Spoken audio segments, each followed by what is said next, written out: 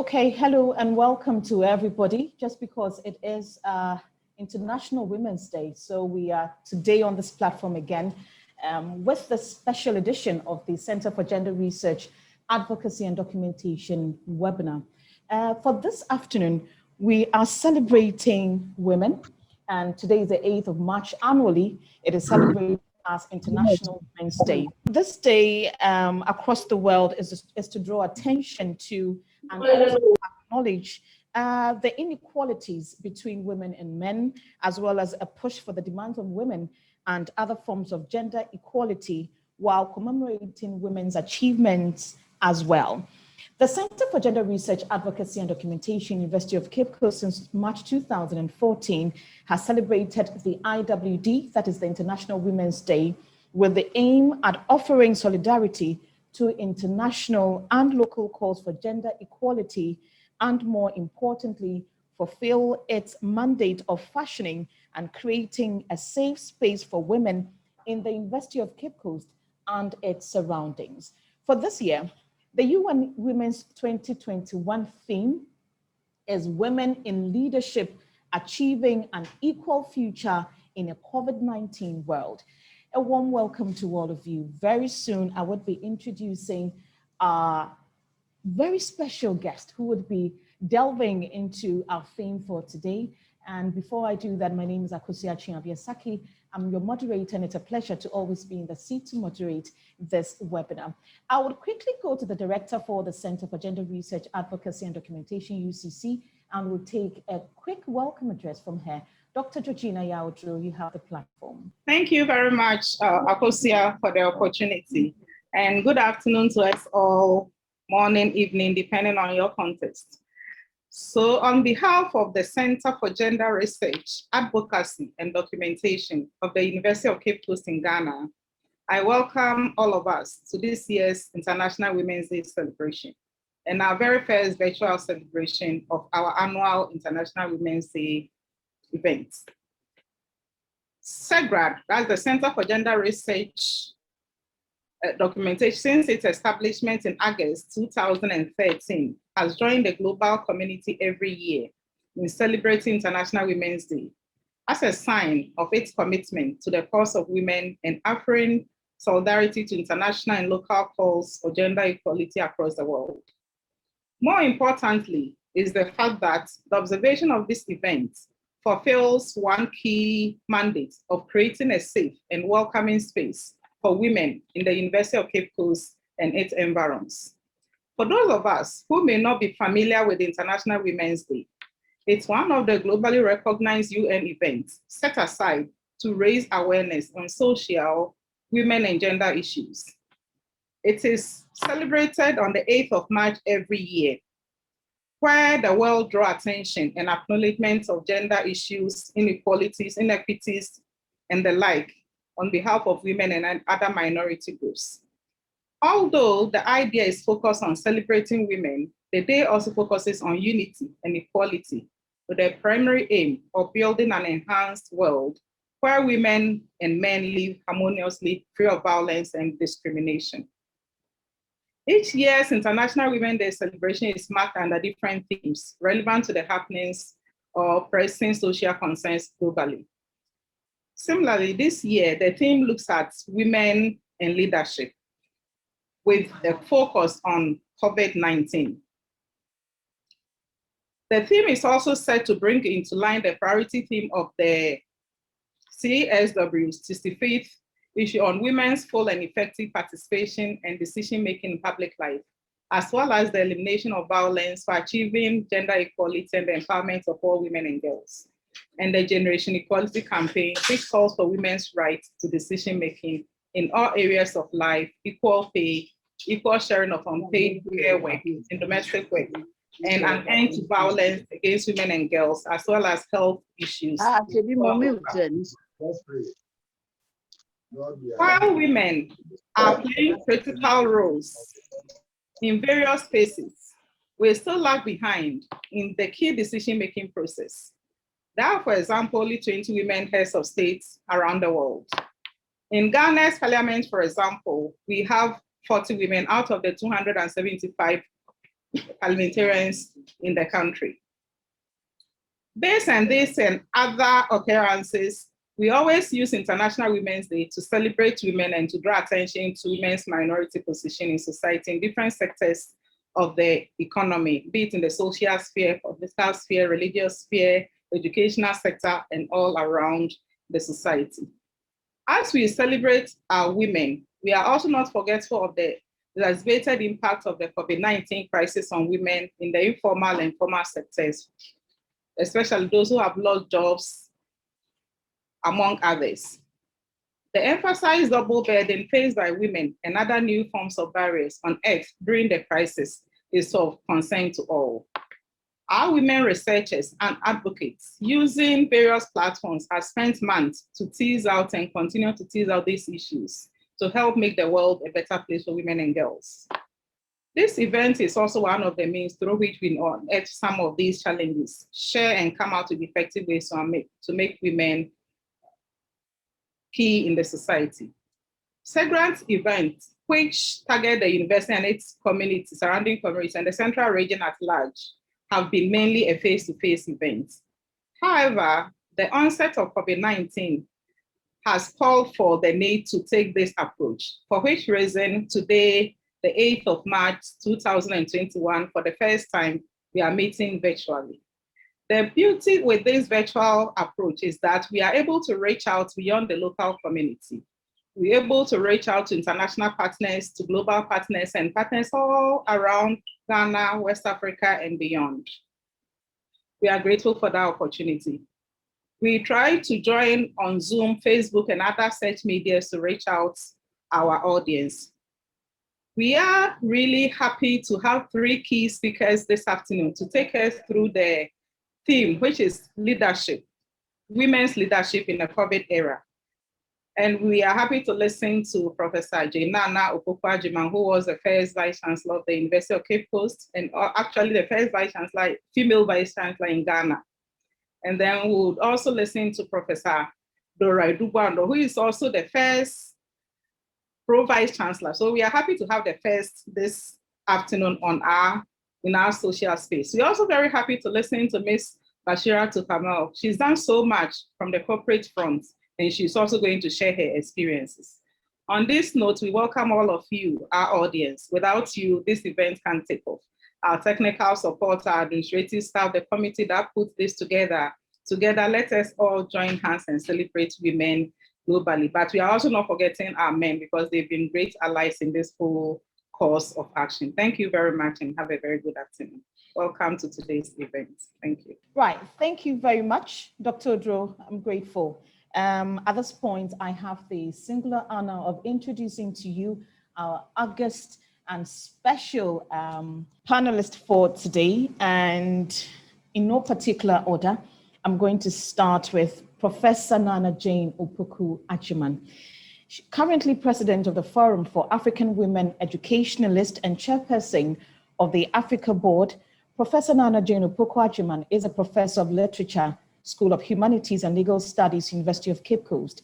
She has been Minister for Education, Ghana, from January 2013 to 2017, and Vice Chancellor of the University of Cape Coast from 2008 to 2012. She's actually the first woman to hold the position of Vice Chancellor in Ghana. At the University of Cape Coast, she was head of the Department of English, Dean of the Faculty of Arts, Dean of the Board of Graduate Studies, and founding Dean of the School of Graduate Studies and Research. She was the academic director of the School for International Training's African Diasporan Program for 11 years. Professor Opoku-Agyeman has a BA in French and English, a diploma in education from the University of Cape Coast, a diploma in advanced studies in French from the University of Dakar, an MA and PhD in literature from York University, Toronto in Canada. She's the recipient of many international and national awards, including Officer of the Order of the Volta, which is the highest award Ghana bestows on her citizens. And if I should run through the awards, I'm sure I'm going to take the whole day. So I'm going to skip a few of them. And then I'll move on to say that she has been a member of many international and national boards, as well as committees, including the College of Physicians and Surgeons as eminent citizen, the Center for Democratic Governance, the Executive Board of the United Nations Educational, Scientific, and Cultural Organization, that's UNESCO Editorial Board. And for this one, the list is also a tall one. Now, since she left office, she has continued to be a pillar in education by becoming the Chancellor of the Women's University in Africa based in Zimbabwe. She's also the President and Board Chair of the Forum for African Women Educationalists, where she helped raise $1 million to improve their impact in Africa. Her nomination and confirmation as a vice presidential candidate of the National Democratic Congress in 2019 highlights the decades of dynamic experience and innovation that she will bring to ensure that Ghana becomes a better place for women and men. Professor Opoku-Agyeman, you're most welcome, and thank you so much for joining us this afternoon. Thank you also so much. So I have the first Pro-Vice Chancellor of UCC. I think I'm dealing with the first this afternoon, and she's in the person of Professor Dora Francisca Edubwando. She holds a PhD from the University of Iowa in USA, an MPhil and a bachelor's degree in English from the University of Cape Coast, and a certificate in teaching English to speakers of other languages from the University of Wisconsin-Madison in USA. She is also a qualified teacher, having passed out with a teacher's certificate A from Commander Training College and a diploma in education from University of Cape Coast. Professor Edubwando is a Fulbright scholar and a member of many professional bodies and associations, including the International Federation of University Women UCC chapter. In her role as a dean and head of department, she demonstrated extraordinary leadership by motivating herself and colleagues to strive for excellence. Professor Edubwando's leadership record project her as a creative and result-oriented leader who, with her team, brought various innovations to the Faculty of Arts, including the establishment of the Confucius Institute at the University of Cape Coast. Professor Edubwando has mentored many junior faculty members and postgraduate students by providing them with guidance on working to remain in the academia. Professor Edubwando's specialty is in discourse studies. She has written extensively in the area and has supervised several MPhil and PhD theses in the area. She has done research that covers a wide range of issues and context in language and literacy. She has presented several research papers at reputable national and international conferences and published in reputable journals and websites, both locally and internationally. It's a tall list I have, but Professor Edubwando has served as chair or member on several statutory and ad hoc boards and committees at departmental, faculty, university, and national levels. In 2016, she actually served as a chairperson for the Presidential Committee on Emoluments of Article 71 office holders to determine salaries and other emoluments for the legislature, judiciary, and executive arms of government, as well as commissioners of some statutory commissions in Ghana. She's currently, as I earlier said, the Pro-Vice of the University of Cape Coast. Professor Edubwando, it's such a pleasure to have you on this platform this afternoon. Good afternoon and welcome. Thank you very much, Akosia. Right. And finally, Ms. Bashiratu Kamal, it's a pleasure to have you here too. Now, Ms. Kamal is a feminist organizer, development practitioner, journalist, unionist, and a gender and labor specialist. She works with a trade union, and her duties include working to ensure that collective agreements, policies, and legislations are responsive to the needs of women workers in the workplace.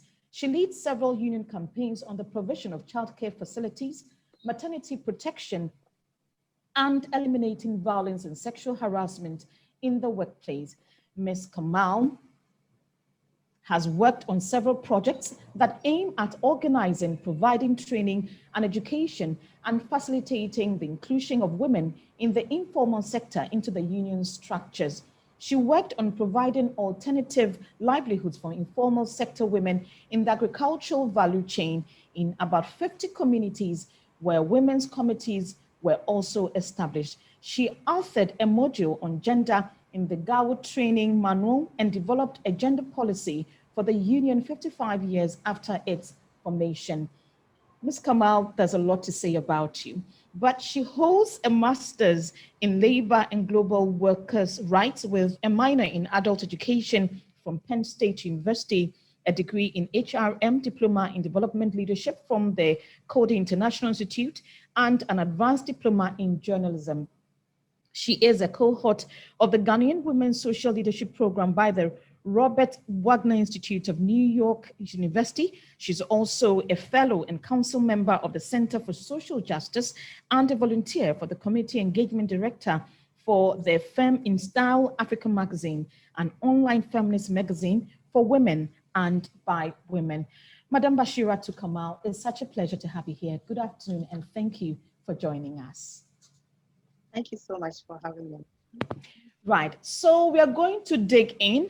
We are delving into what the issue we're discussing this afternoon is, and we're looking at women in leadership achieving an equal future in a COVID-19 world. I'm going to start with Professor Nana Jane Opoku Achiman, and I'm going to begin by asking what she thinks of the theme that we're discussing this afternoon. Thank you very much for that kind introduction.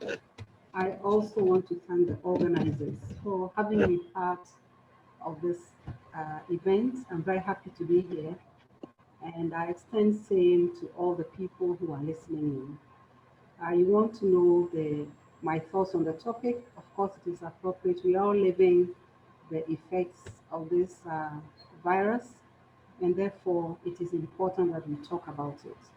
But we're also talking about it in relation to women. And that is also in order because, yes, the pandemic has created its own world for us to learn to fit in. But we also know that as women, as girls becoming women, all of us, all of these things affect us in a very different way. In a different way, in the sense that even the ripple effects affect us more. If you look at teachers or nurses or food vendors, people in small scale businesses, these are all people who have been affected very, very drastically by the effects of the pandemic. And therefore, that's what I'll say for now. Prof, I'll come back to you, but let me also get to Professor Dore Dubwando and then pick her take on what we are discussing this afternoon, women in leadership achieving an equal future in a COVID-19 world. A few words and then we'll delve into other matters. Thank you very much, Akusia. I'd like to add my voice to Professor Nana Opoku Achiman in thanking you for giving us this platform to share our views on the topic. I feel greatly privileged to be speaking on the same platform with my mentor, Professor Opoku Achiman, and also with an accomplished lady, Madam Bashiratu Kamal. If you ask me, I will say that the theme is very, very appropriate for the time because we are looking at women in leadership.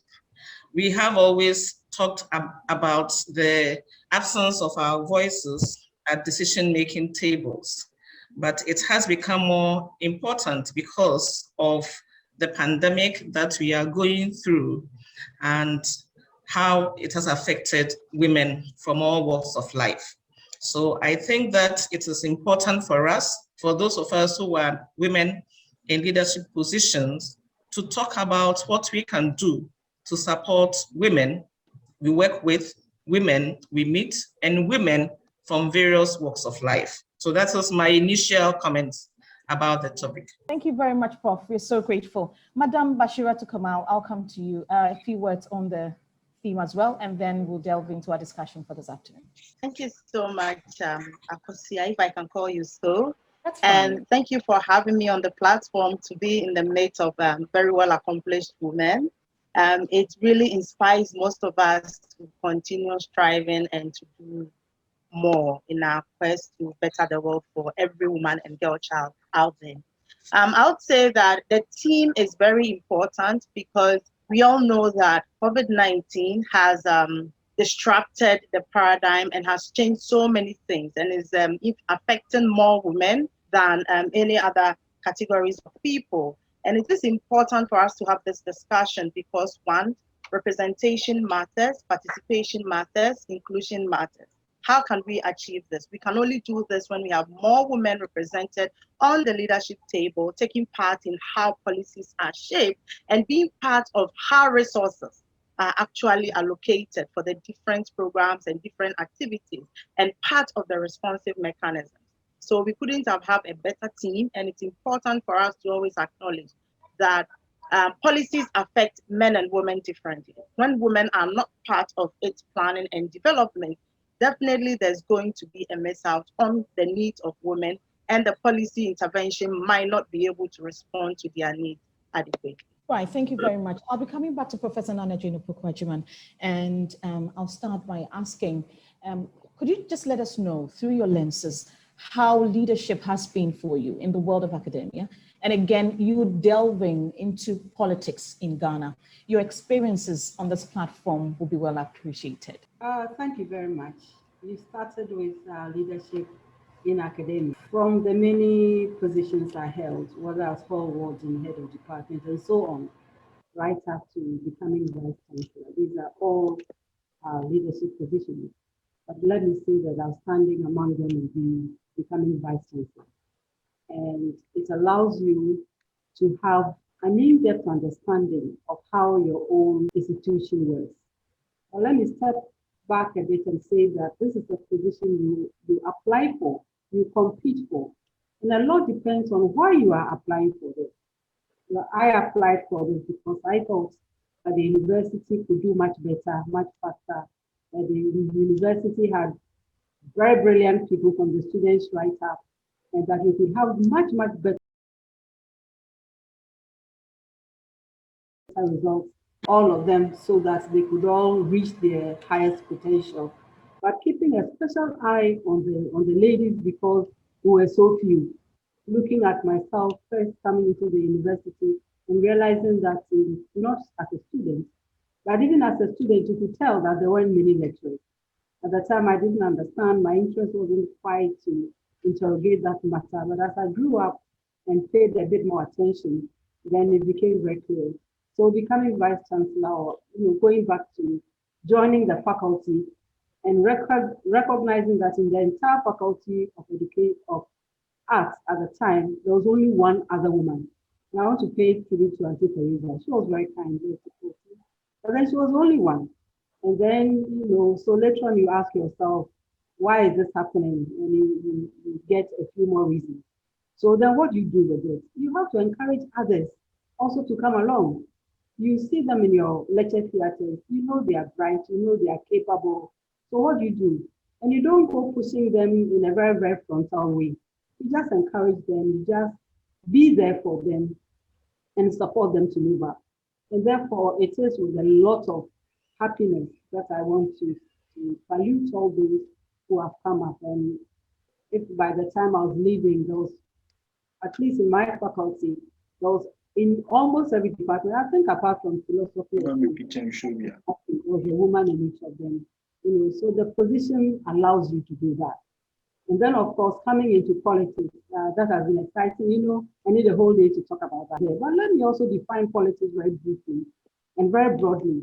It is about ensuring there's inclusion, there's participation, there's representation.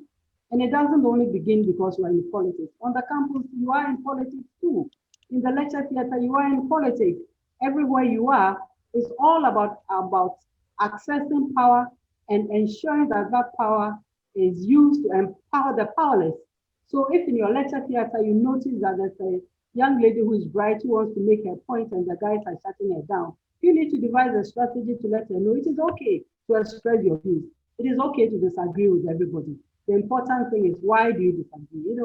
Just so that you can also empower her to be bold, to trust in her own thoughts, and to be able to contribute to the discussion. So at every stage you are there. But then being, let's say, the ministry, it gives you extra power. And then, again, you look at the statistics. We all know them. The girls are there in primary school. As you go up, they are not there, and so on and so forth. By the time you go to the university, you become a real student. By the time you become vice chancellor, you are world news because you don't have them. So then you tell yourself, no, that's why it begins. It begins in education. So how can I ensure that the story is different? How can I ensure that going forward, it's not news that a woman is the best surgeon in the country, that we are not surprised that the best entrepreneurial person is a woman. So we are not there yet. What are the stumbling blocks? And being in education, what can you do to remove them?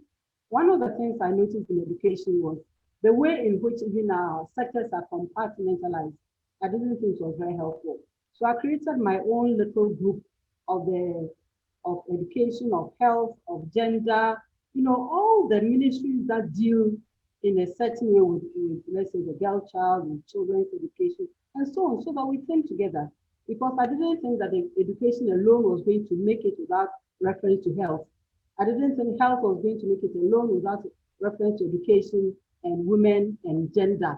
I didn't think that even security was going to do it. Finally, I had almost like everybody there. It was, as I say, these are things that need a lot of time to talk about. But it allowed me to network with each of them. The security people have to realize why this is important for us in education. So all I'm saying is that as women, I've said in so many of my presentations, we weren't discovered yesterday. We don't belong to one department. We are everywhere. At the University of Cape Coast, I remember those days when the Vice Chancellor then wanted us to set up a women's department, and I disagreed. And of course, people didn't quite understand, because I wanted to see women's issues in the Faculty of Science as they drew their programs. I wanted to see them in economics. I wanted to see us in language. I wanted to see us in biology, in statistics, in every department, so that we don't belong to a small corner and then put a few women there, have all kinds of names for us, and think that we dealt with that problem. So to wind up, it's about participation, it's about inclusion, it's about representation, and you need to ensure that women have a voice in making these decisions, because in the end, the conclusions will inure to everybody. Thank you very much. Thank you very much, Professor Nana Jane Opoku-Agyeman. And let me quickly let our participants know that you're welcome to send your questions. You can send us a message and I'll read it out to our guest this afternoon. Or if you want to pose a question at the right time, I would allow you the platform too. So let me come to Professor Dore Dubwando as a Pro-Vice Chancellor. Let's gather what your experiences have been in leadership. Thank you very much, Akusia.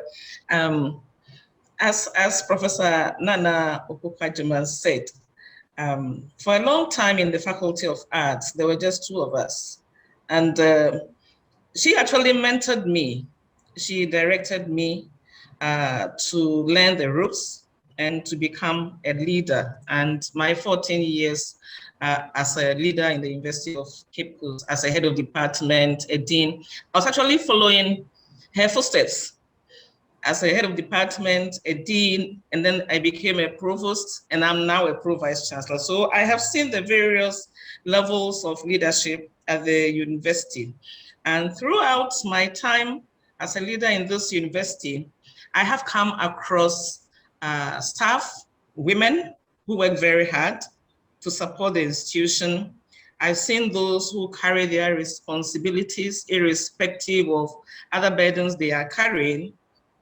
I've seen women who have excelled in their various roles, and I've also seen women who have struggled because the system perhaps hasn't provided them with a structure that will support them. Professor Opoku-Agyeman spoke about the number of women we have had in the university in decision-making positions. And I think it's important for us to know that there is still a big gap. I was the only dean when I was a dean. I was the only female dean when I was a dean. I was the only female provost when I was a provost. And when we talk about the first female vice chancellor, the first female pro-vice chancellor in the 59 years of the university. So it has actually been a journey that has been lonesome for some of us, because we need a lot more women to be with us when we sit at the table to discuss the issues of women in this university. As a pro-vice chancellor, I chair many committees, and I always see that there is always a tokenism of women on the committee.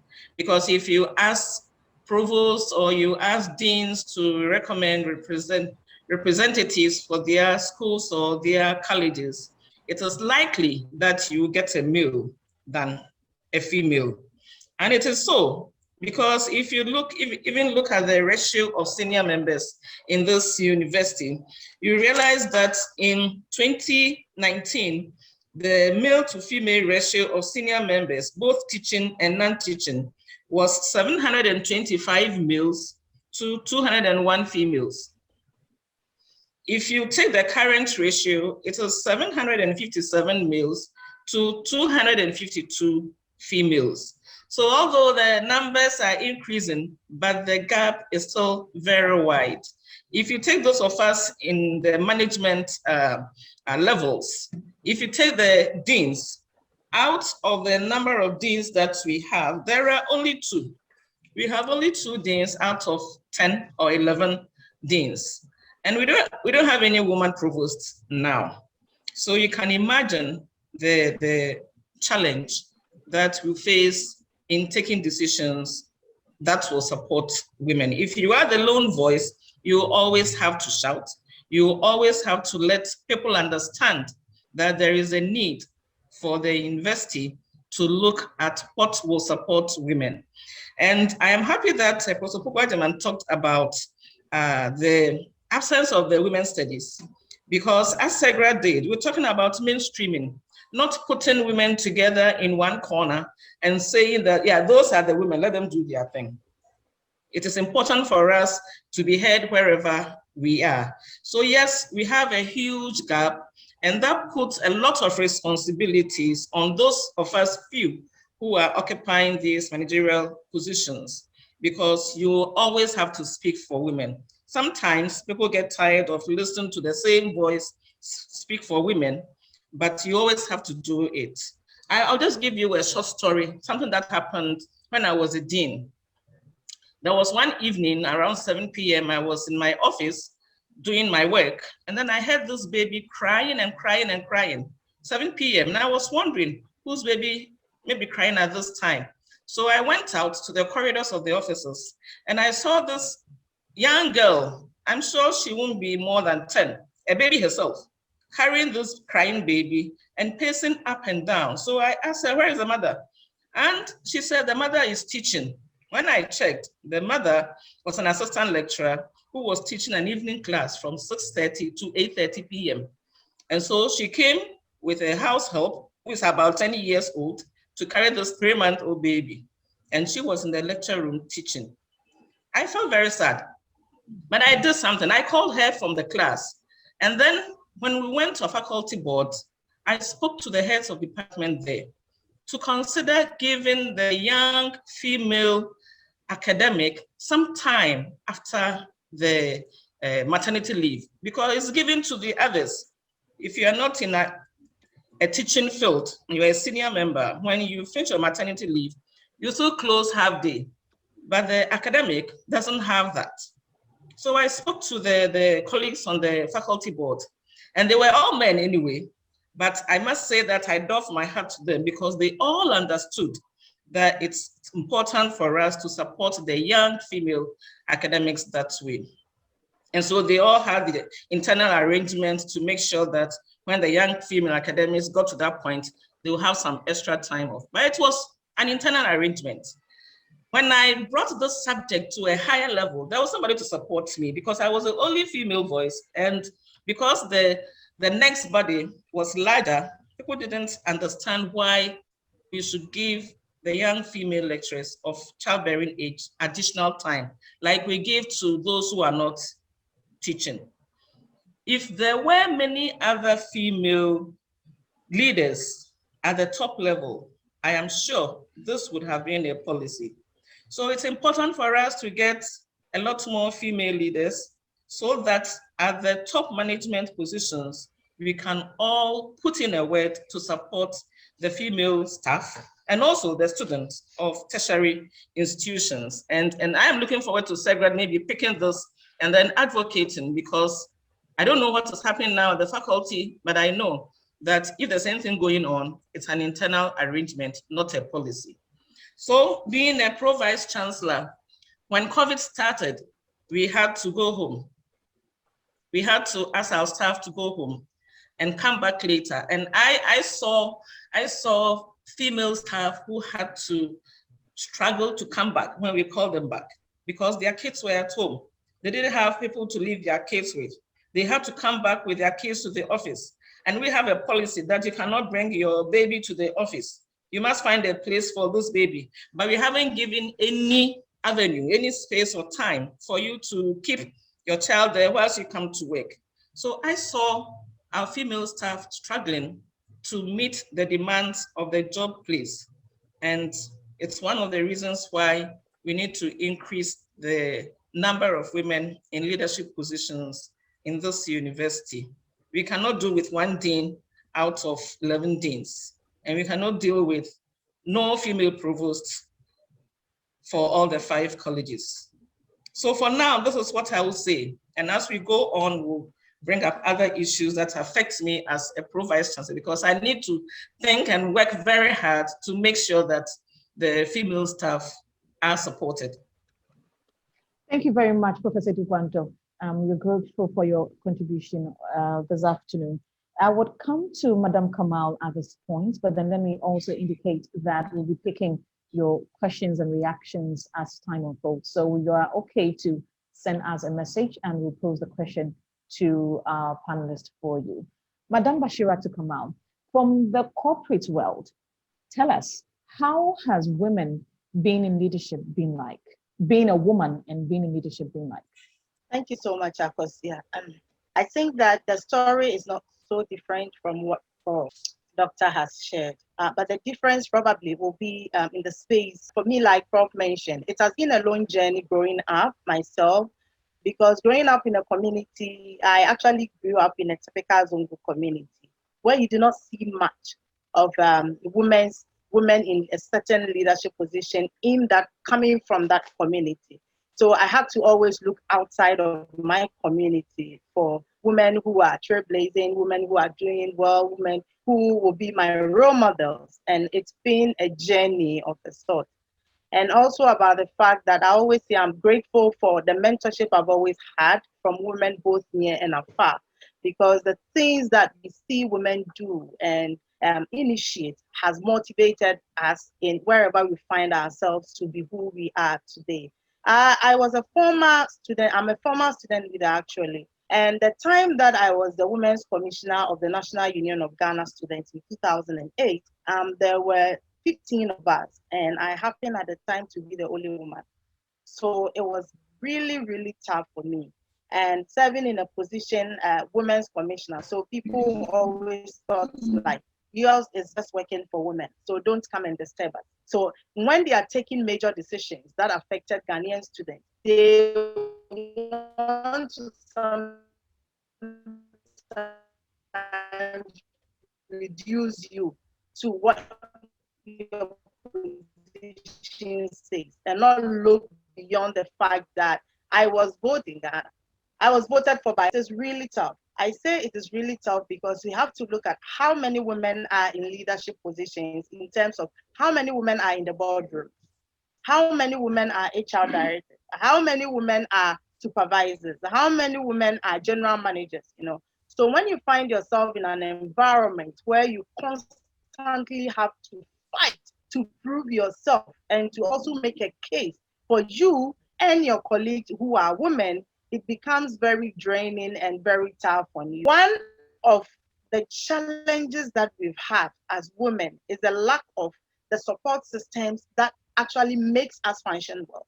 In Ghana today, we only have about 3 institutions, 3 organizations that have established childcare facilities to support women who have babies. So when you come back from maternity leave, you can work and then have your baby in the same surrounding, and then you have the liberty of excusing yourself to go and breastfeed and come back to work.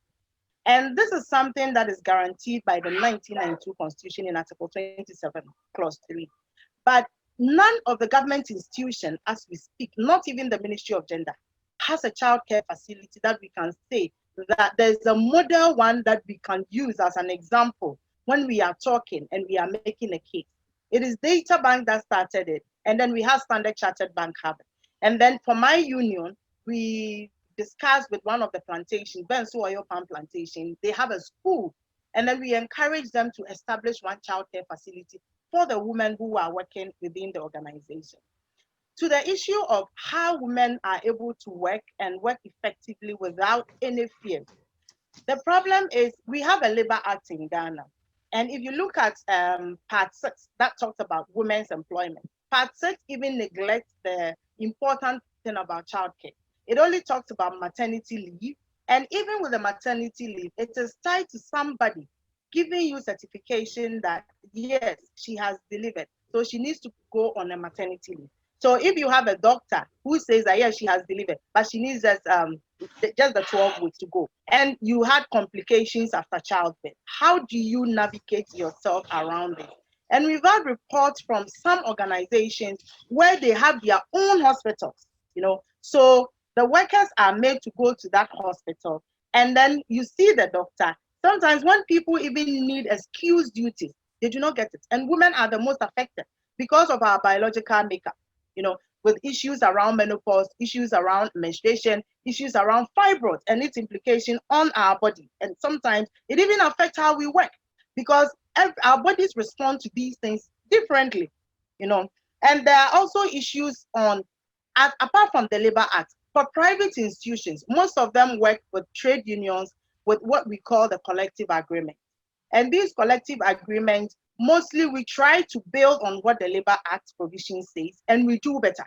So you pick most of the collective agreements, and then you find 14 weeks maternity leave instead of 12 weeks maternity leave.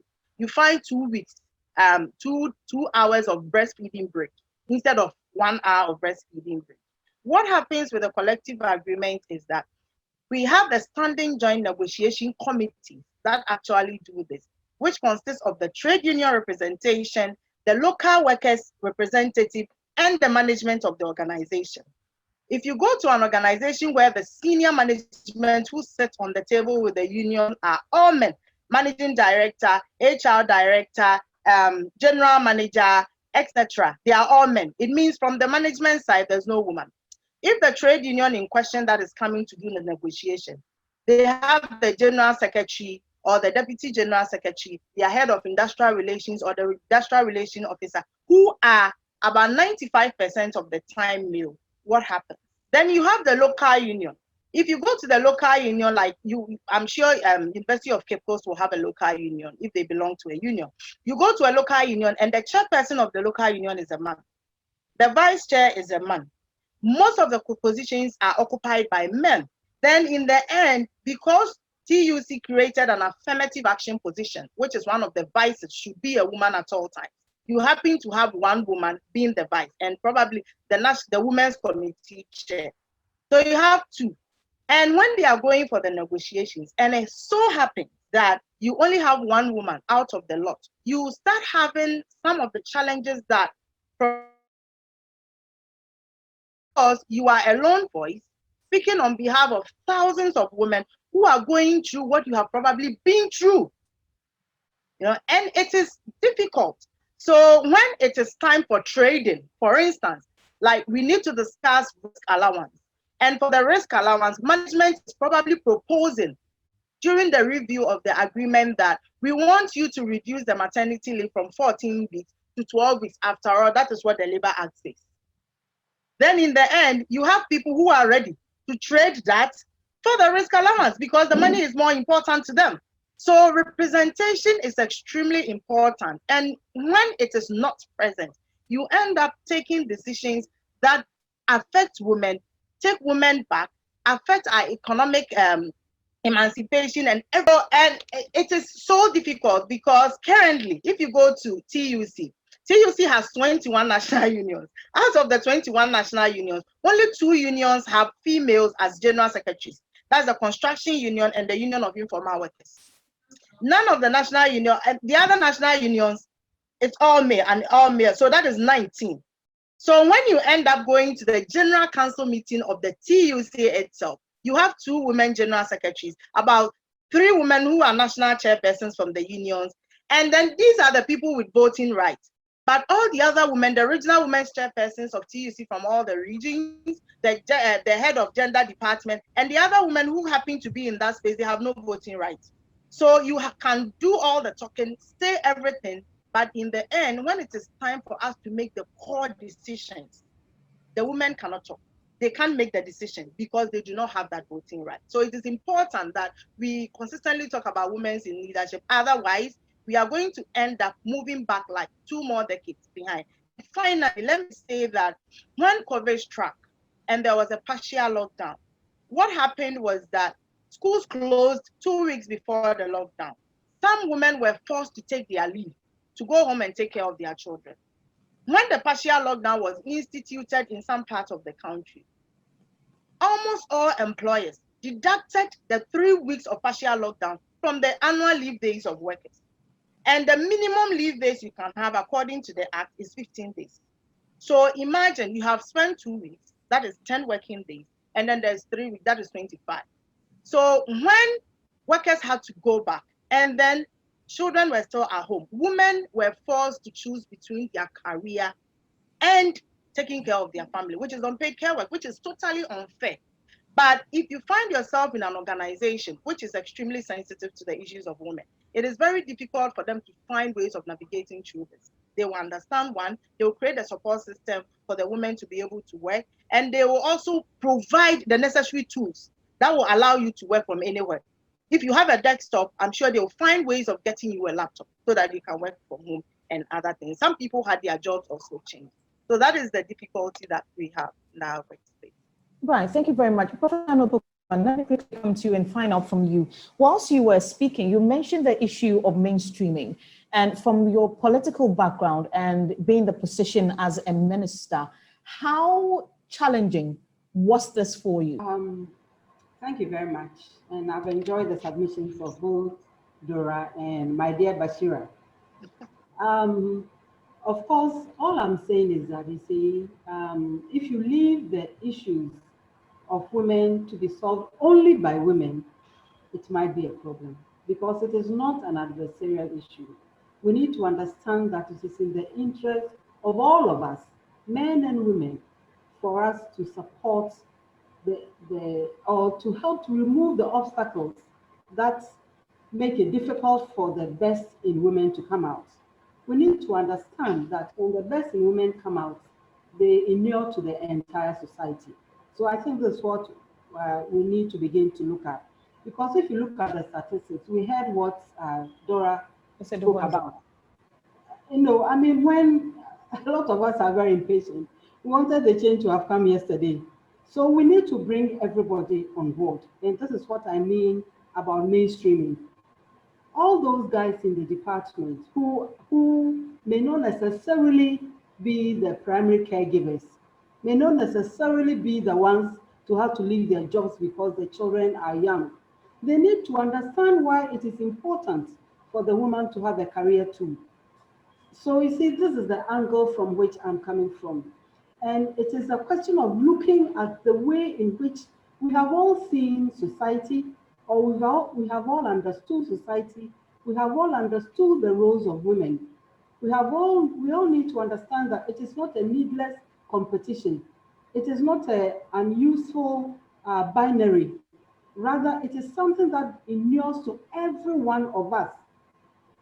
Okay, so that if what Dora said is so commonsensical, you are in the department. Why do the women have to teach at 6:30? We all have many, many stories to tell.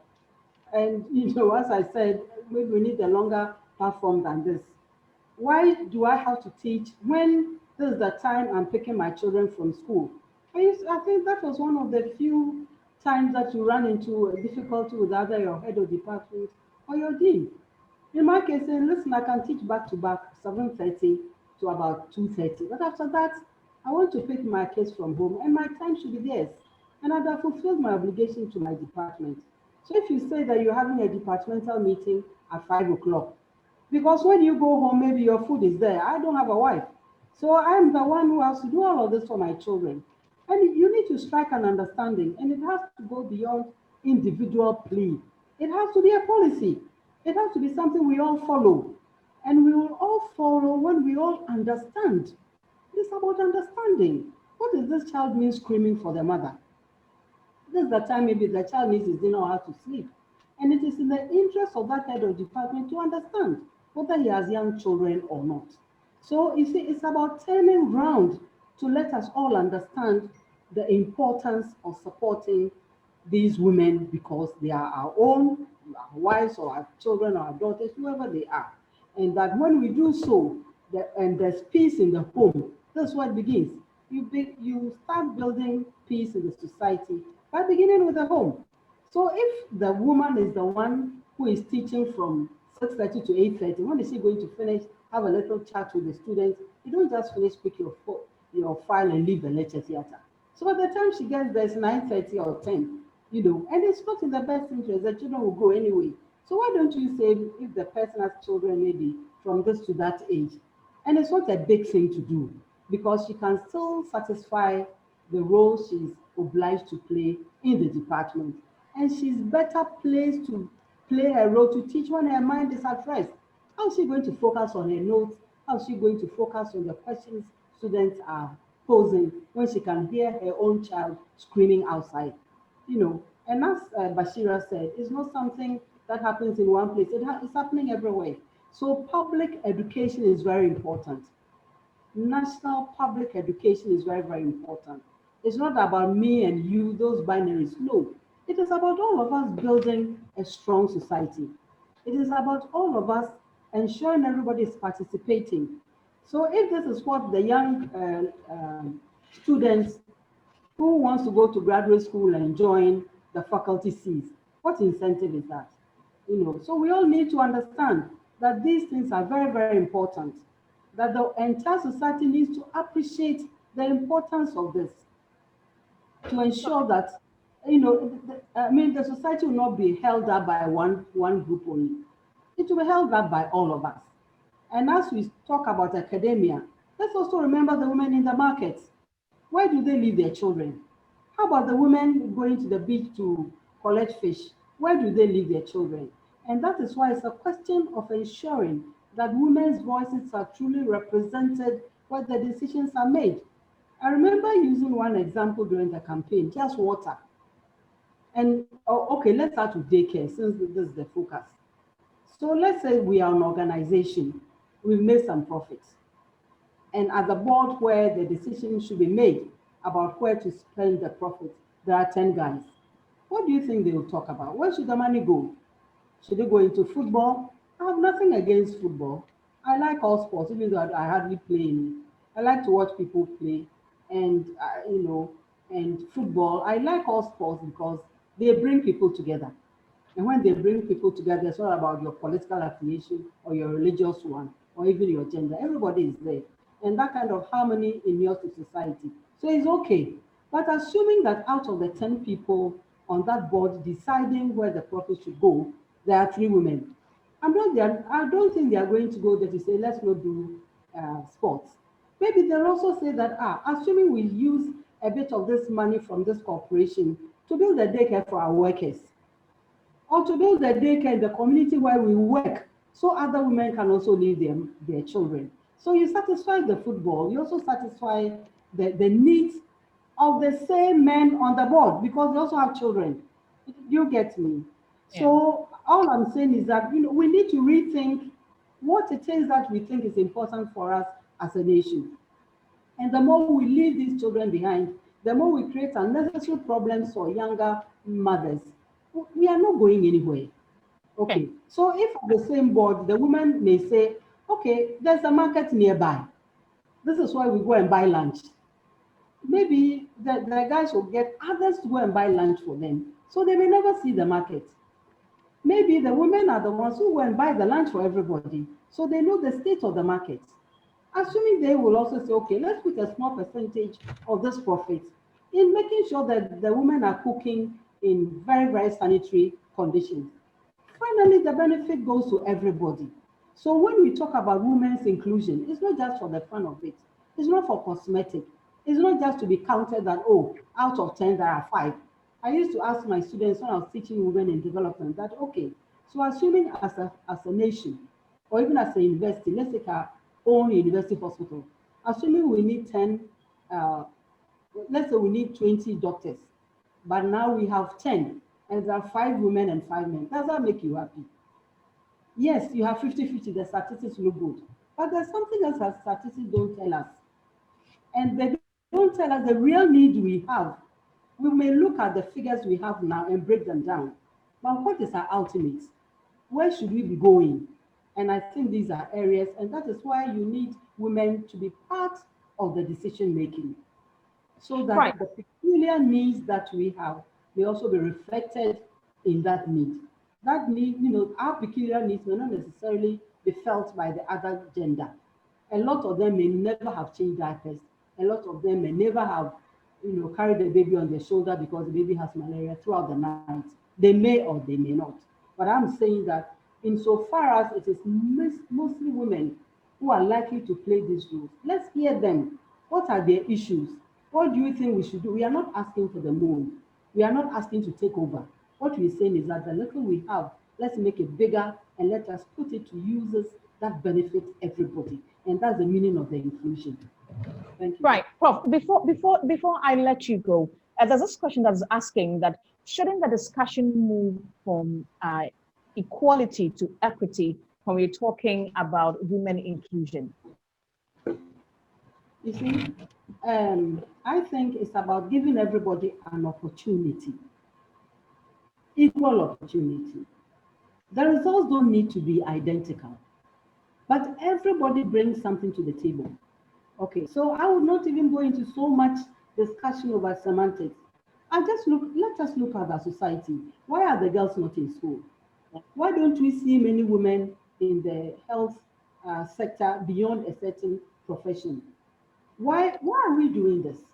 Why was it necessary for the United Nations in 1975 to say the year of the woman? Then we moved to the decade of the woman. Then we went to the Beijing conference. We still don't have the numbers. What is missing? What do we need to do?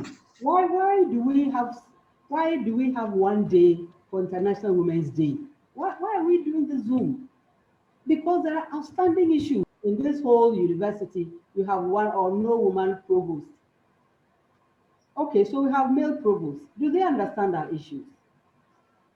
So all I'm saying is that, yes, it will ensure that planning takes into consideration the stumbling blocks of women. Please give me just 1 minute to wind up with water. If you live in a society where there's no water, and we know in many places of our country there's no water, and the campaign taught me so much, going into places I've never been to in this country, no water there, there's a school. When does the child get to school? If she has to fill drums of water before she gets to school. By the time she gets to school, and who fetches the water? Isn't it the women and the girls? By the time she gets to school, isn't she tired? What will be her level of concentration? Why are we surprised that there's no woman provost there? How many of us are able to skim through? So it means that this child is out. And who knows what she could have done? So when we are talking about development, we need to understand how it inures to all of us, but especially to women. If she can also just have water in her home, bath and go to school on time, I'm sure the results will be different. So by the time she gets to class 3 and so on, then if you study the statistics, you'll see when they begin to drop and why they begin to drop.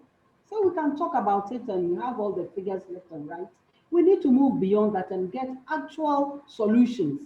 Yeah. And part of the actual solutions coming, not only the women at the board, even the women who are not on the board, are we talking to them? I'm very happy that we did. Ask them, and you'll be amazed the very practical solutions that they also have. Professor Odikwando, you wanted to share some of your challenges as a provost. You can go ahead and then I'll pose another question. Well, you see, there are still a lot of men who are not comfortable with a woman leading them.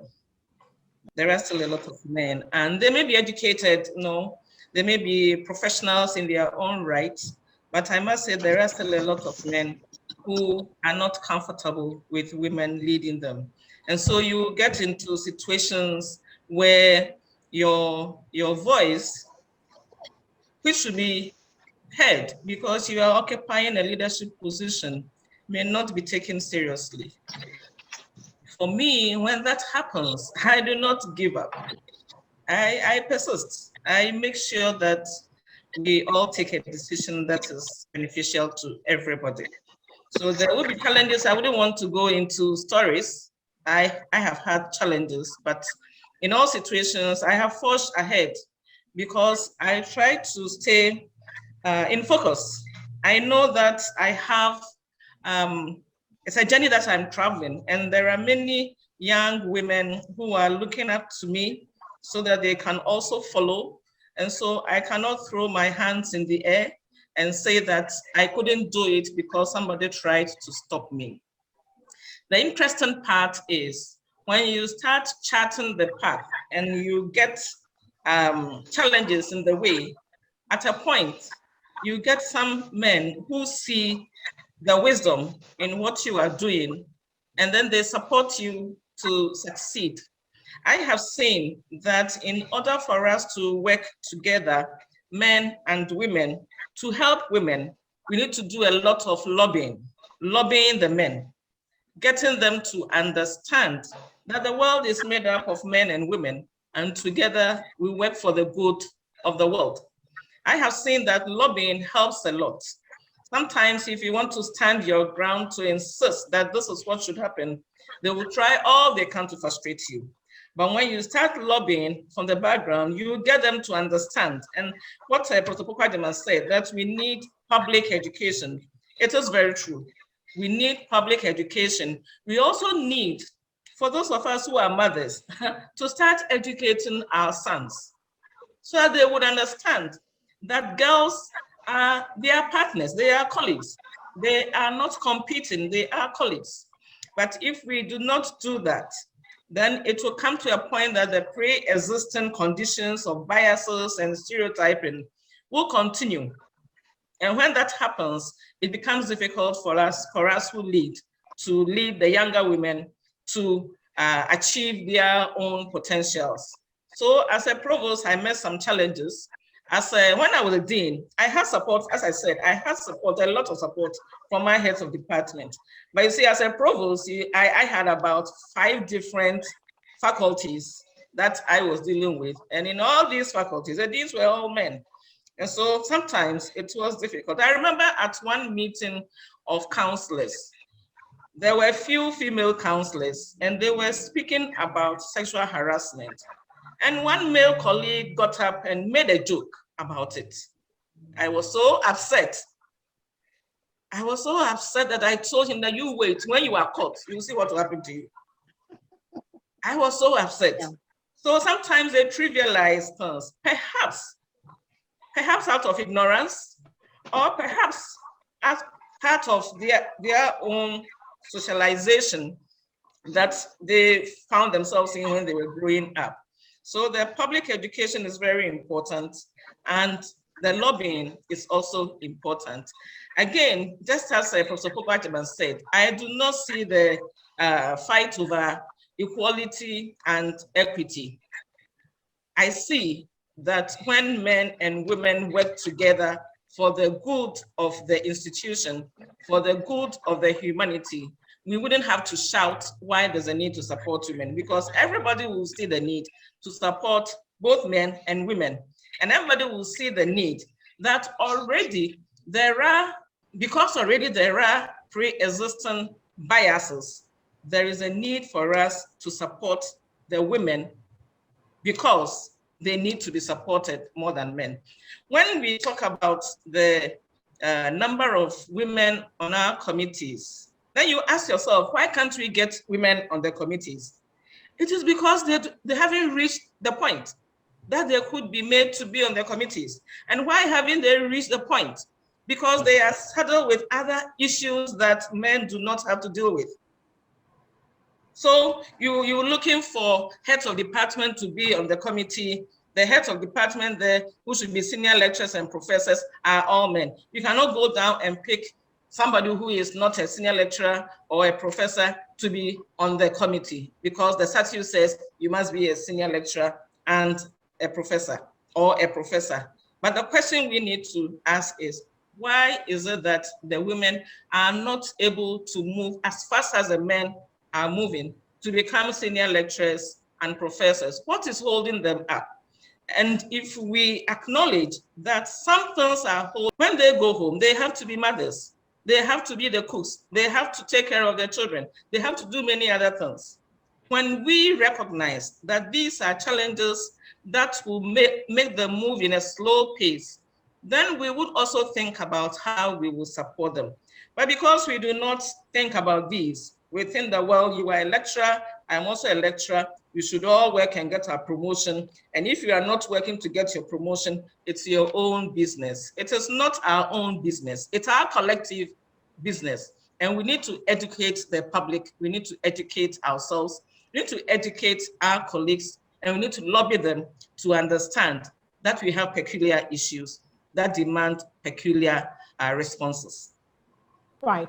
Prof, before I come to Madam Kamal, there's this question that is coming to you. It's asking that, does religion play a role in keeping women out of the corridors of power? Well, I have heard people say that religion plays a role. I am a Christian, and I know that where we are now, if you were a woman, you can be a pastor, you can be a leader of any church organization, you can do whatever you have to do. And so I do not see how that can control you when you get to the formal workplace. But I also know that some of the comments that are made in churches make some women believe that they should always be subservient. And being subservient means let the man go first and then you can go. I think if there are women who think that way, then we need to educate them further, because I do not see Christianity as saying that men are more important than women. And so when you go to the workplace, leave the top positions for men and you support the men from the bottom. I don't think so, because there are women leaders in the Bible. You have Esther, you have Abigail, you have many leaders that you can mention, and they were women leaders, Deborah and all of them. So I do not see Christianity asking women not to be in leadership positions. I think rather Christianity expects that women will nurture the younger ones to also become leaders, so they themselves should be leaders. I don't know much about Islam, but that's what I can say about Christianity. Right. Thank you very much. So I'm coming to you, Bashira, too, and I'm posing the same question to you. Do you think that religion plays a role in keeping women out? Yes, I think one of the basic discussions we constantly approach with when we are discussing patriarchy and the systems and structures that oppresses women is the issue that religion is part of the social norm that affects women negatively. Now, yesterday I was put on a WhatsApp platform that had Muslims there, and most of them are extremists. In fact, most of them are people who on a normal day will never engage me because they see me to be evil, because they think that I am challenging what the norm is according to the dictates of Islam. And what is it? Because one, they think feminism is evil, and also about the fact that they think that women should not be in certain spaces. So once you talk about those things, then it means that you are the devil. In that space, when we were discussing it, a woman, she kept taking me back because I was just a guest resource person on the WhatsApp platform. In my submission, she kept taking me back that according to Islam, Islam says that men are the protectors and the guardian of women. Because I had made a point about men controlling women's sexuality, that you have men who will refuse to sign consent forms for their wives to undergo surgery because they say that they are waiting for clearance from their malams. And then women end up losing their lives or losing the babies. Yes. Then the lady came and said that he is your waliya because Islam gives him that authority to be your guardian and your legal protector. So I took her back and said, yes, it says that, but added another key word that is always missing in interpretation, which is when the woman lacks capacity. I don't lack capacity as Bashira to come out. So you can't tell me that I cannot decide for myself. I cannot decide anything when it comes to my reproductive health or any other thing. And even it is not by virtue of the fact that I have education, because it is my body. I understand what happens in my body and I know what I'm feeling inside of me. So I am the first person to take any decision when it comes to my body. Religion plays a role. I keep telling people also that religion is not evil. It is the people who say that they are the holders of what religion should be and the ones who are teaching us what it should be, some of them are evil and wicked.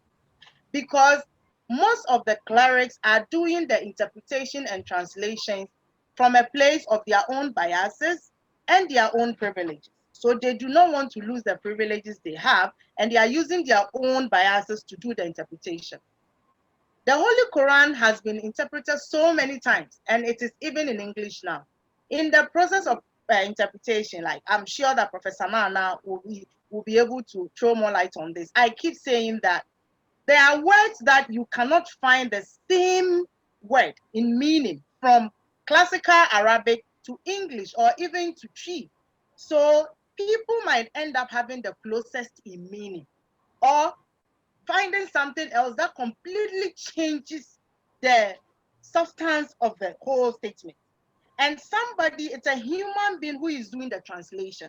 And that human being has culture and traditions. They have their own biases. They have their narrative that they've been used to. They do not want to lose certain privileges that has been bestowed on them by society. So all these things come together to make religion what we think it is. Like it works against women. Right. That is one of the issues that we have to Right. Right.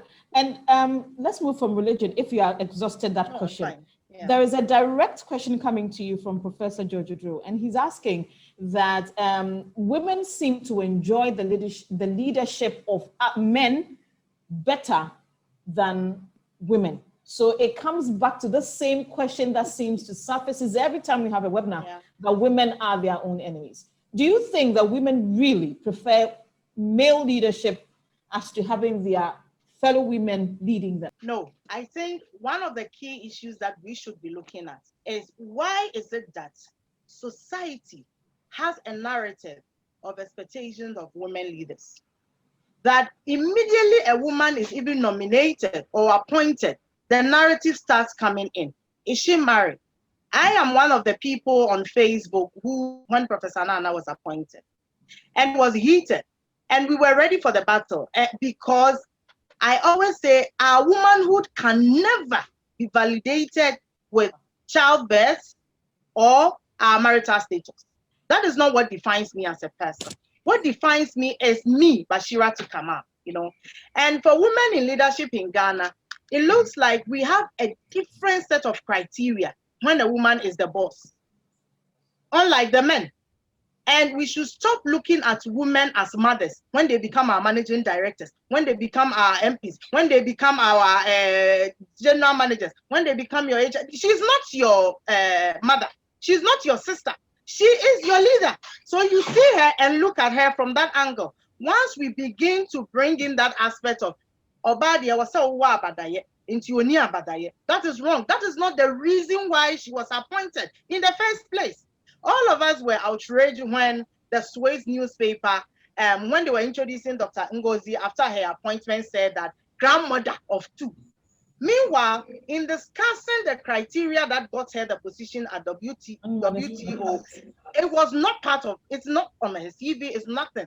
So once we move away from the toxic narrative about who a woman should be and who we look out for as our ideal woman, I mean, I think we are going to understand women in leadership more and be able to grow. It is not about her unpaid care growth. It's not about anything. It is just about a human being who has been made a general manager. And like any other man, she's expected to do her job just like any other person. But unfortunately, when a man is appointed, people are used to having men as leaders. And do not look at an issue of even corruption. If it involves a woman, they start. You see why we said that a woman should not be a leader. You see what she has done. There has been more than 100 men who have chopped our money, and we are not saying anything about it. We say it 1, 2, 3 days. Finished. We are not talking about it again. But that of the woman, they make it unique. They want to hammer on it and use it as a yardstick to affect other women. So for me, I think once we move away from the criteria that we set for women and the fact that a woman should be a mother. I fought constantly that anyone who referred to our mother is going to be the vice president. I said, she is not your mother.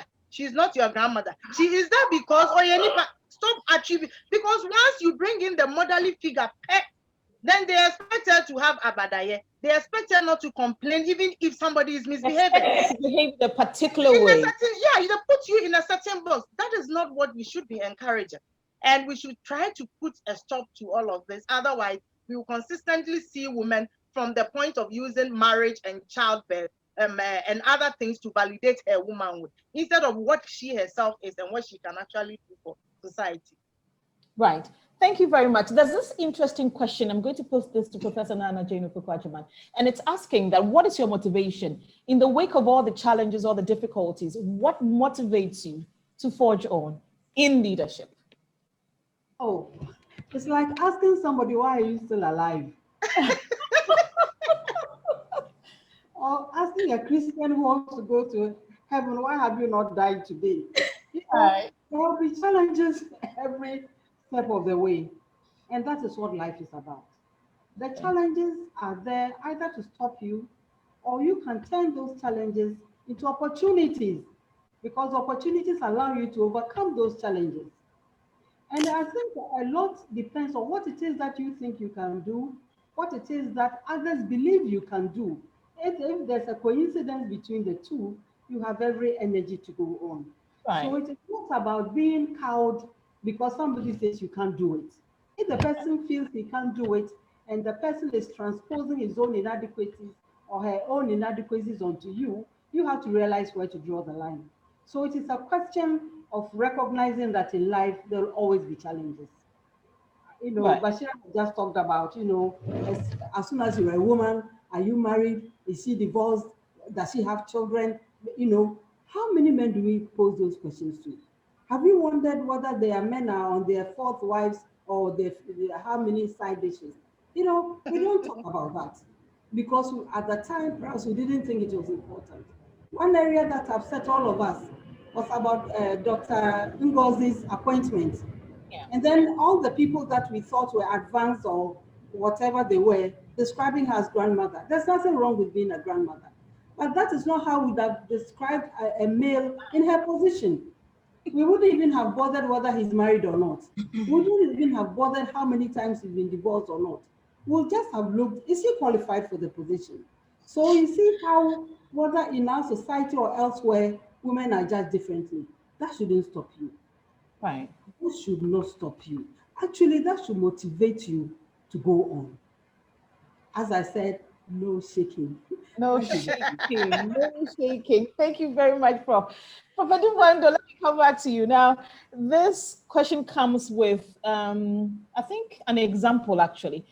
It's asking, can we also know from any of our resource persons the challenges women face created by the women themselves? And he cites an example here, and he says that I, the man, was up there in terms of education and job. So I helped push my wife to reach the same status. Now the narrative changes to, we are all at the same level, so you cannot tell me what to do, and starts to show arrogance and disrespect, not only to the husband, but to other women and men as well. You see, let me begin by trying to confront this one. Right. Number one, I think it's a question of looking at power, yeah, and how power is structured and how power is played. If power continues to be played as I'm either on top or you are down, you'll have problems like that. It is also a question of how respect is structured. Does somebody respect you, or does the person fear you? They are two different things. So that it shouldn't be about whether you are the same level as I am, or because of that you don't respect me.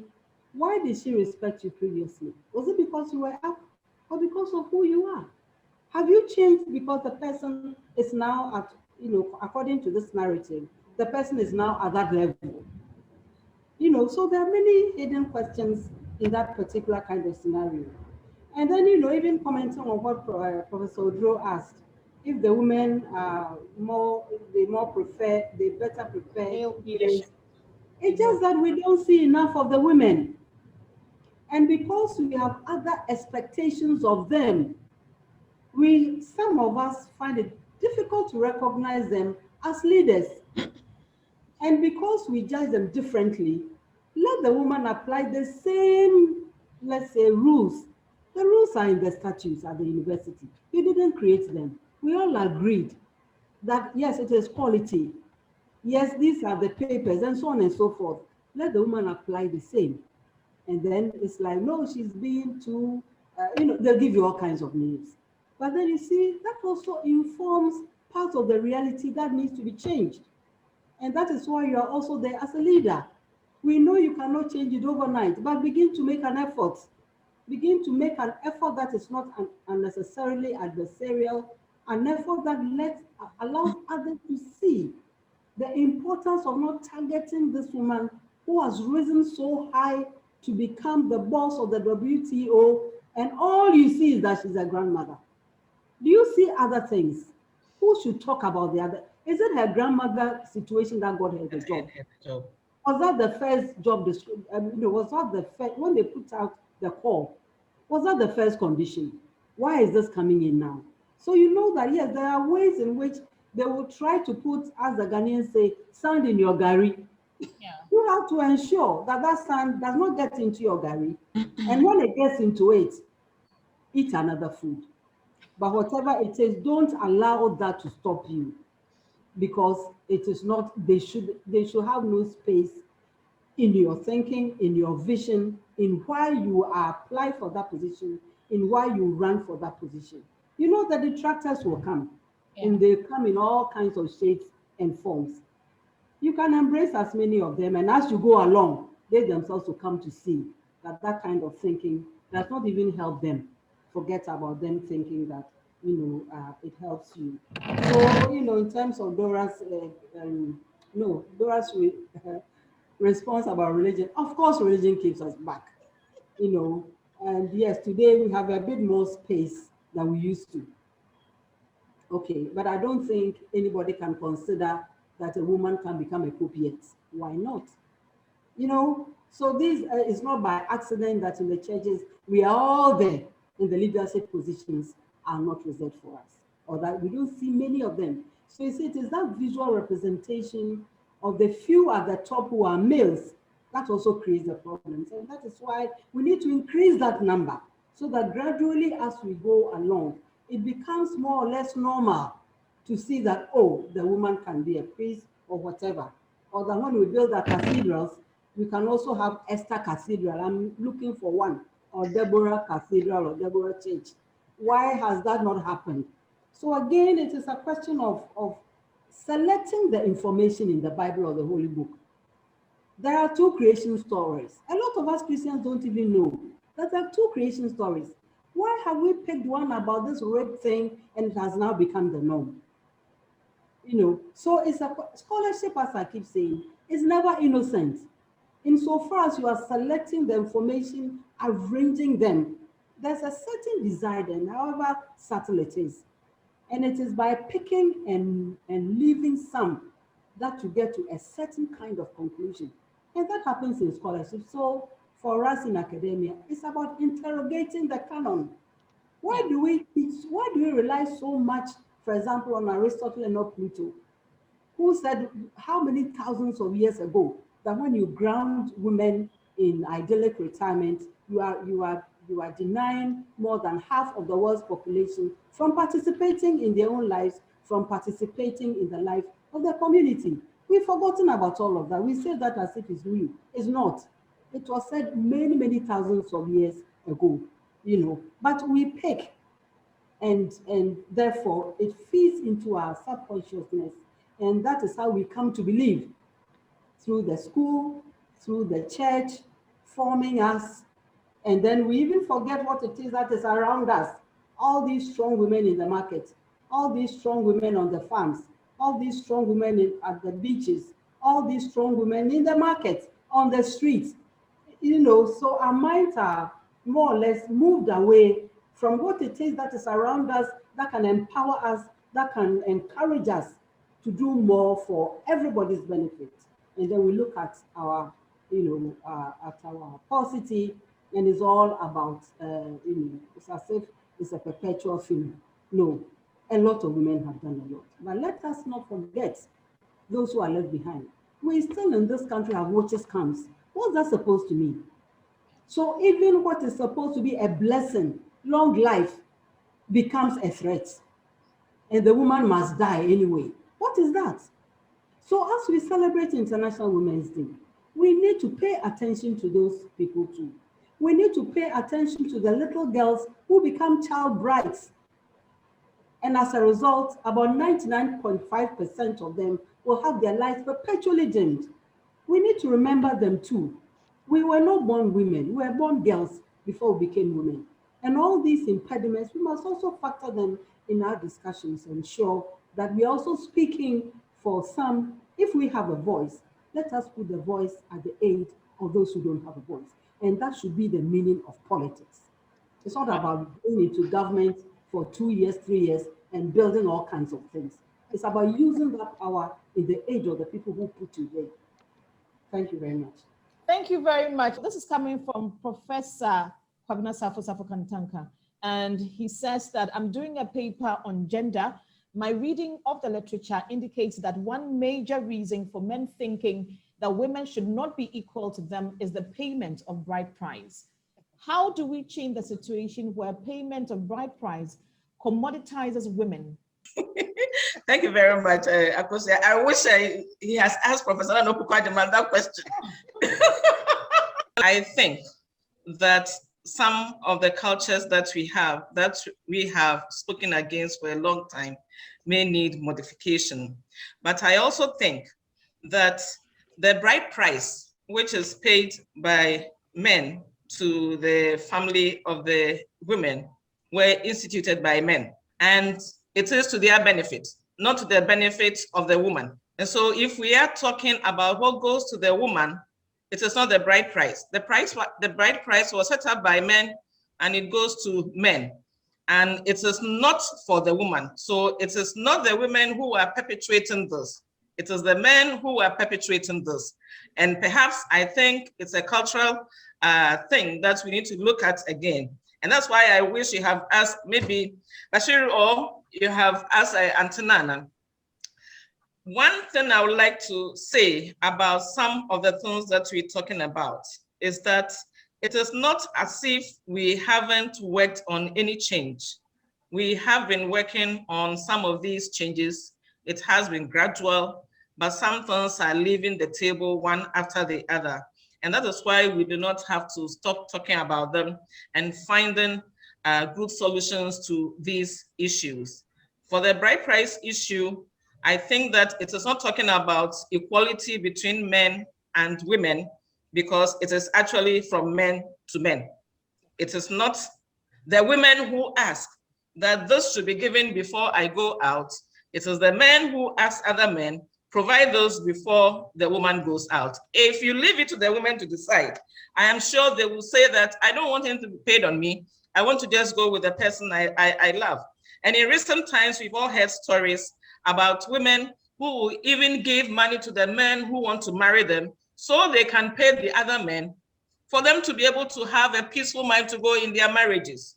So it is men for men. It is not men and women bargaining over the bride. Sure. Thank you very much. It's unfortunate. I wish you had more time to answer all the questions that are coming up, but it's coming from Professor Drew, and he says, this is my last question. I hope it is, Prof. He wants to find out if you can share experiences growing up. How did your fathers, motivate you and then influence your leadership positions that you are currently, holding? How well were you motivated by your fathers when you were growing up? And I would want to start with you, Madam Bashir Martu. Thank you.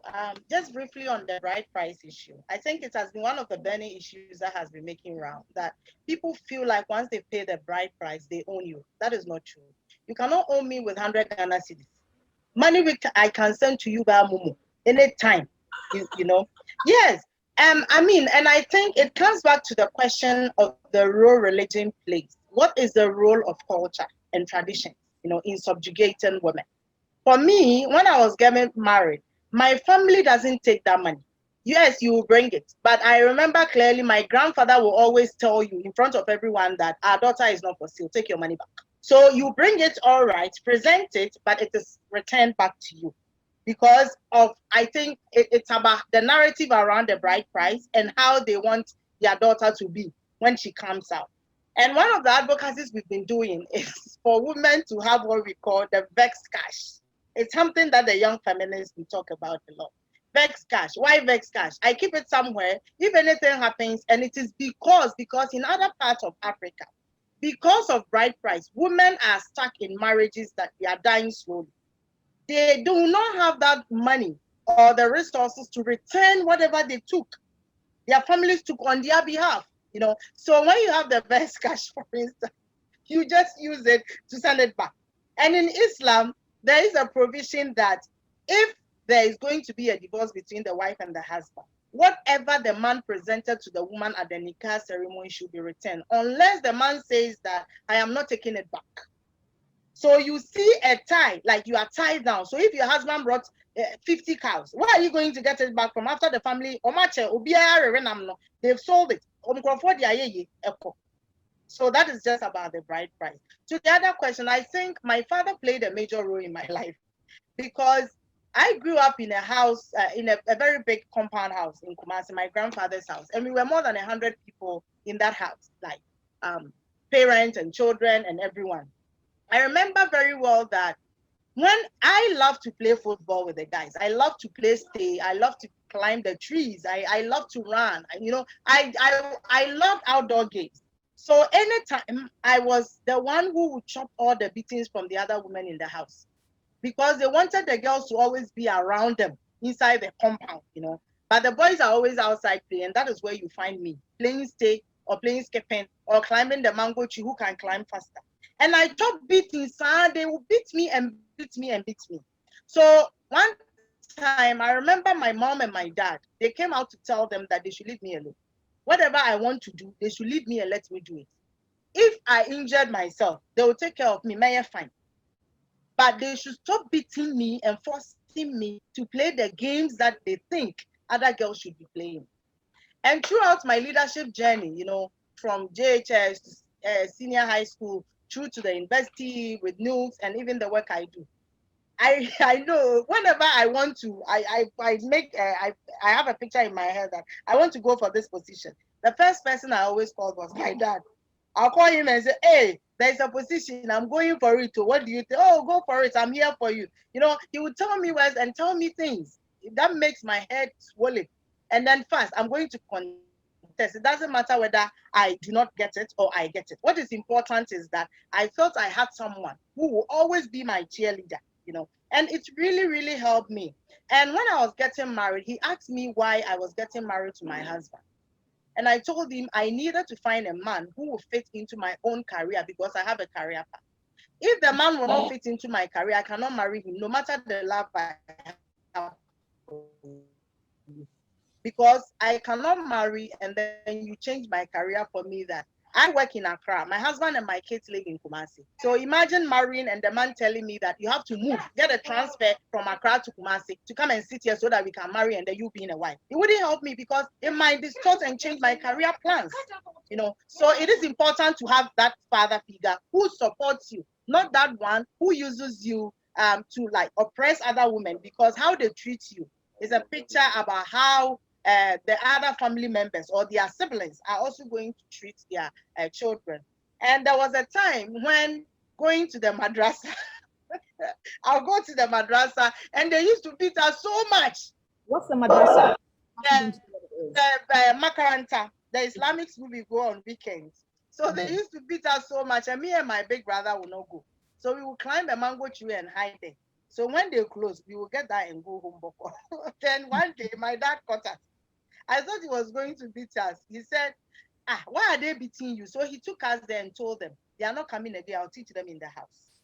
Because he didn't want me or anyone to get used to violence as a normalized thing in society.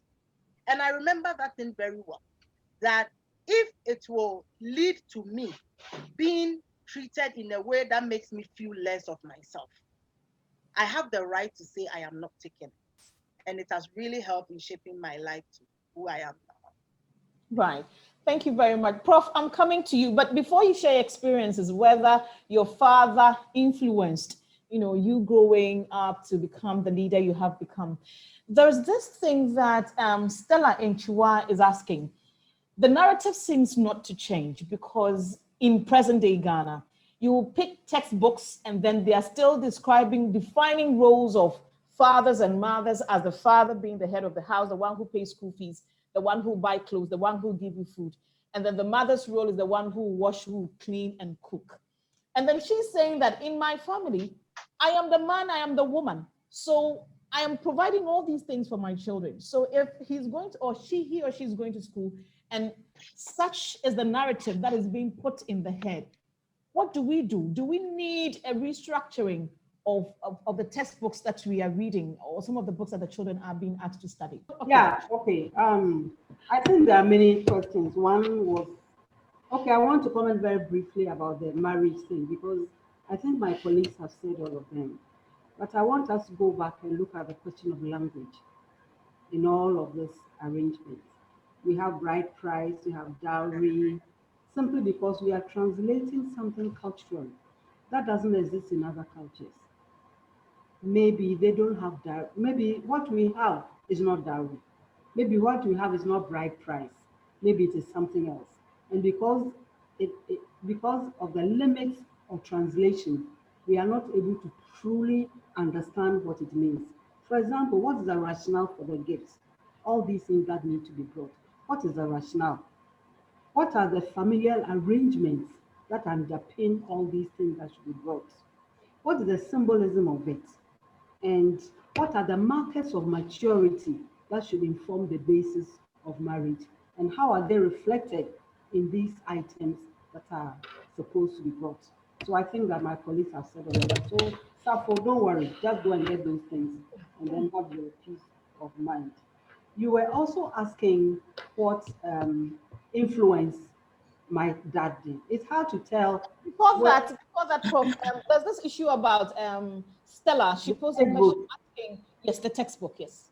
Okay, of course. You see, books, visual image is very, very powerful. So if you are still putting into textbooks of children, mother doing dishes and daddy reading newspapers, you are not helping that generation. Okay, because you're also teaching this girl child to read. When is she going to read the newspapers? You're also teaching, when you come to life skills and so on, you are saying everyone should learn to replace a button and so on and so forth. So the textbook itself must rethink the whole philosophical underpinnings of education. What kind of society are we trying to create when the child is in class 6, but let's say in 20 years' time? So that is what should inform education, not just the image, the economy, the security, everything else should be. That is why we need long-term plans, which unfortunately we don't seem to appreciate, but we need that, because then it would have addressed this image. But you see, apart from that, there's also the example that the child sees. The example that the child sees in their own home is also just as important.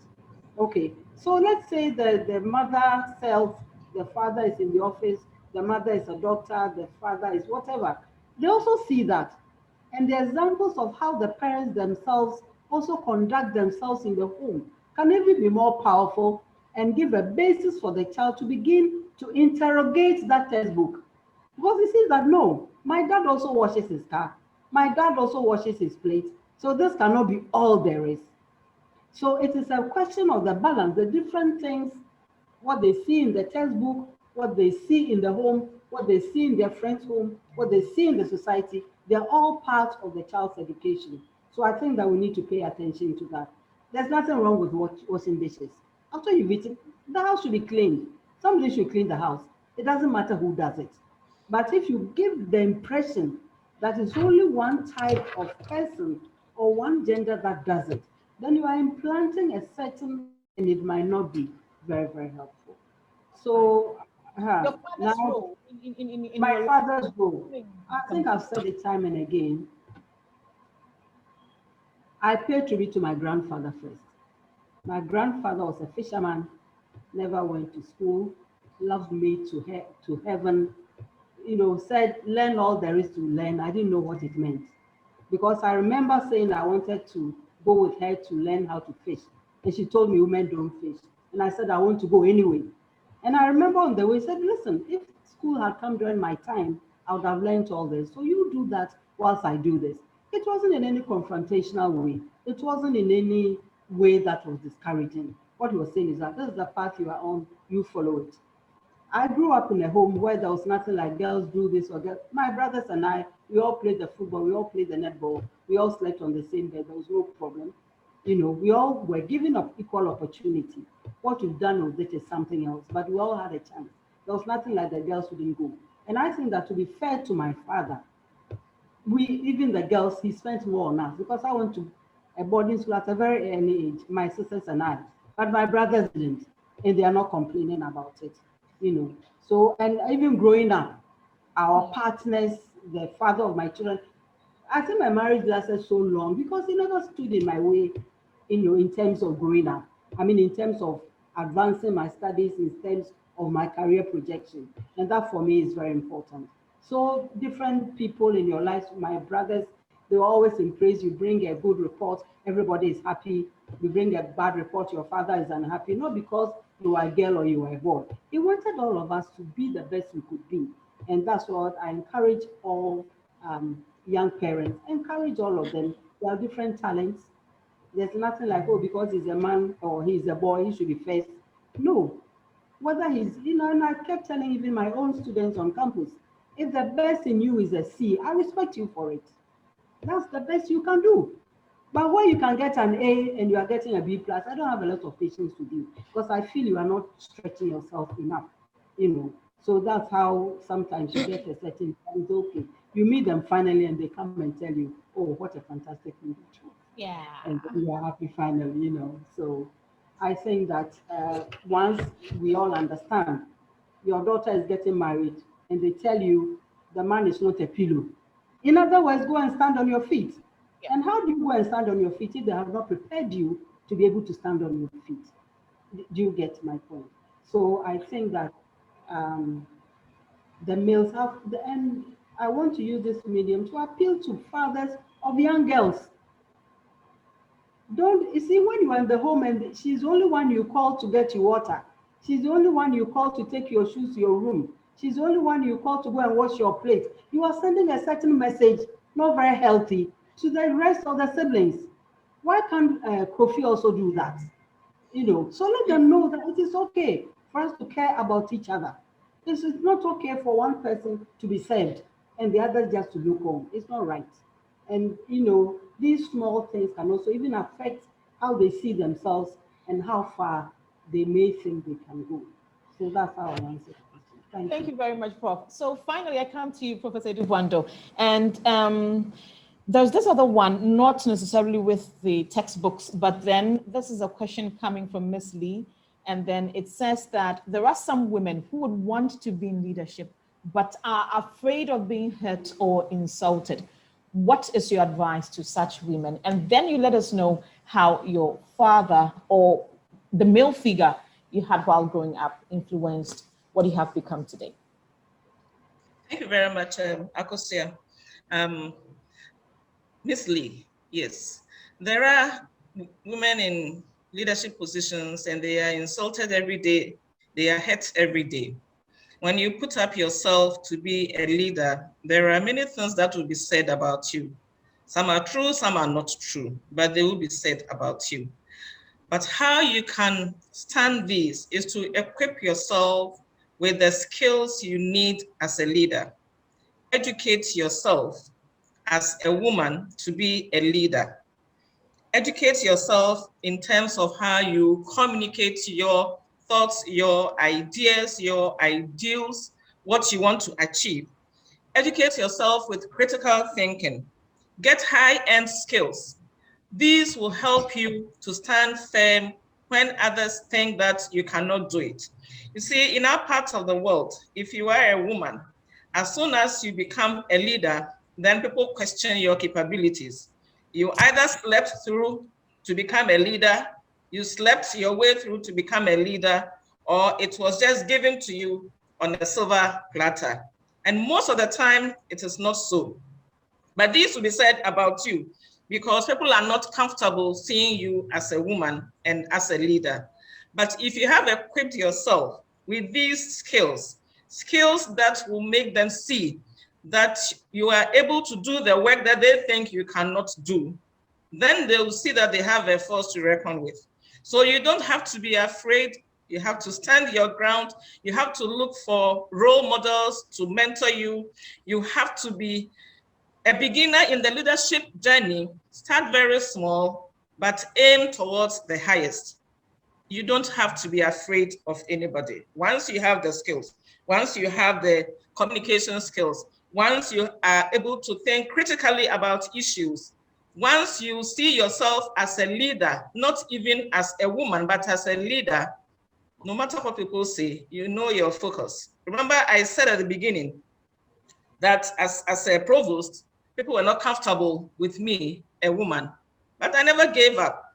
So if you give up, then you block the way for younger women coming up to also become leaders.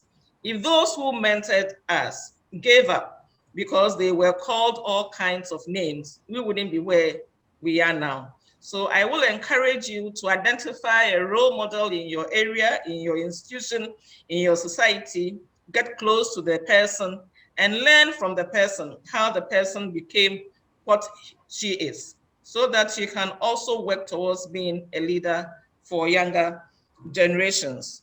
You know that it is only here that when they need a leader for formal position, then women cannot do it. But when they need you for the informal position, then you can do it. When they need you to cook, you can do it. To serve, you can do it.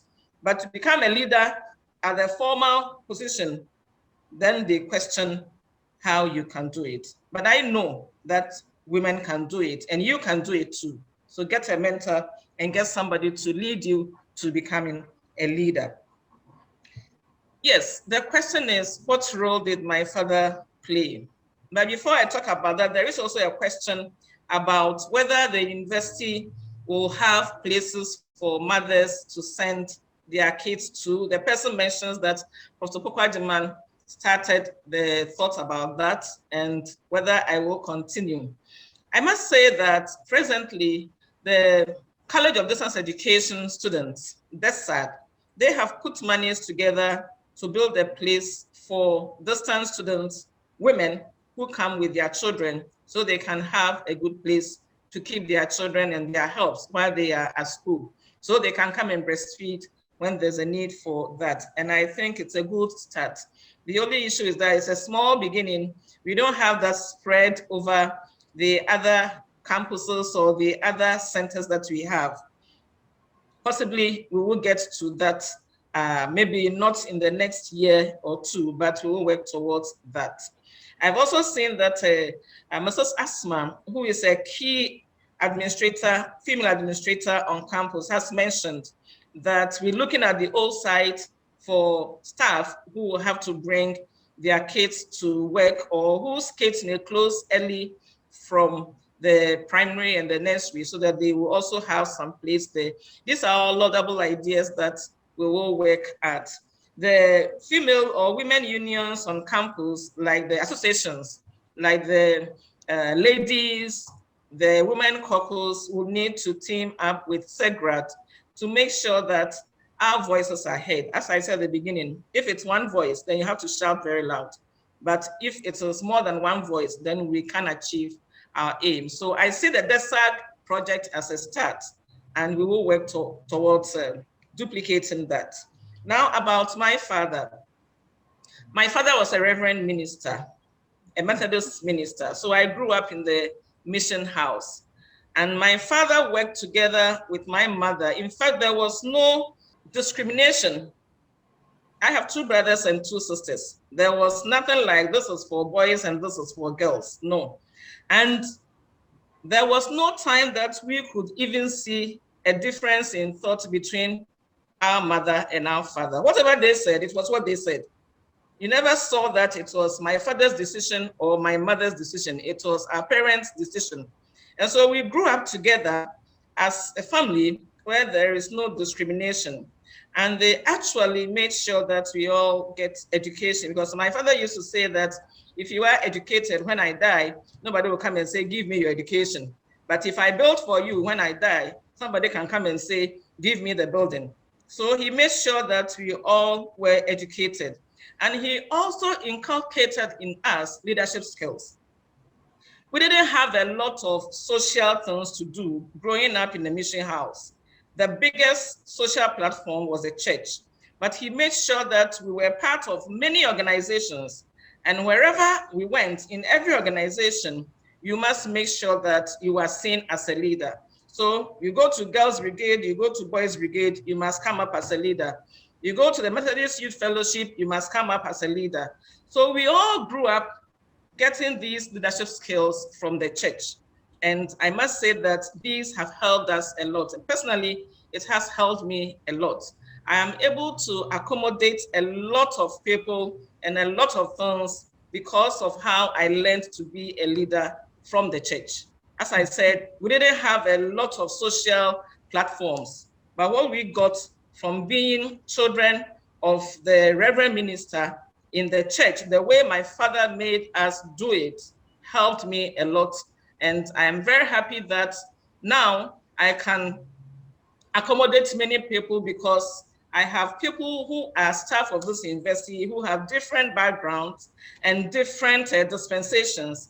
And as a leader and the female leader at the top management, I am supposed to listen to everybody and help everybody. And I thank God for how I was socialized to become a leader through the instrumentation of my father and also my mother. And I will join my colleagues on the panel to encourage all of us who are parents not to discriminate against our sons and daughters, because together they work for the good of the humanity. And if we discriminate, that is when we'll have issues about people who will go to the workplace and discriminate against women who work under them. There was an initial question about why women do not support women under them. And I'm glad that Professor Padiman said it is not because women do not support them, but what men will do and everybody will take as the norm. When a woman does it, then it is the person is either too wicked or too bossy. Women are not bossy leaders. We do exactly what we are expected to do, the roles carved out for us. It is up to us who are nurturing people, who are bringing up young people, who are mentoring young colleagues under us, to make them understand that the role of men and women is complementary. Fine. Thank you very much. It's been a wonderful session we've had today. I wish the conversation could go on, but sadly we'd have to bring it to an end. For those of us in Ghana, I believe this has been one of the best holidays we could probably have had, having such a platform to listen to such seasoned, leaders to speak to us on women leadership in the wake of the COVID-19. I've seen a few commendations. This coming from Rask Akolache says a very mature and balanced presentation from the panelists. It's heartening to note that these powerful women are not genderizing a gender issue. The greatest takeaway for me is making mainstreaming a central strategic plank in moving our society forward. And a similar thing came from Professor Safo Kantanka, showing appreciation for the response he had to the question he posed, and again for the platform that we've all had to enjoy such interesting contributions from our panelists.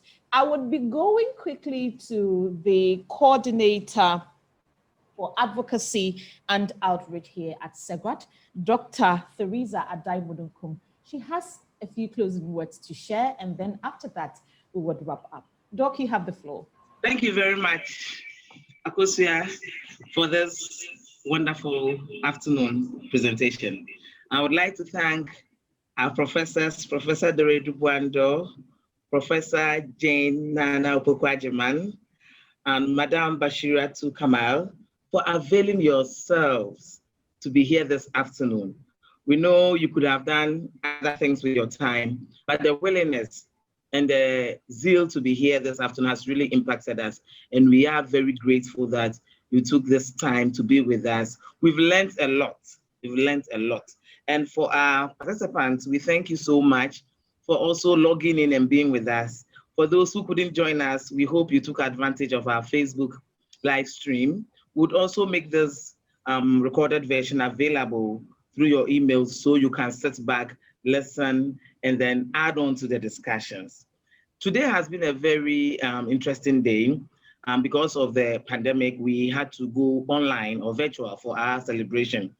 So this morning we went to Radio Central with one assembly woman from Yamransa and one market women's leader from Abra to have an interesting discussion on women and leadership.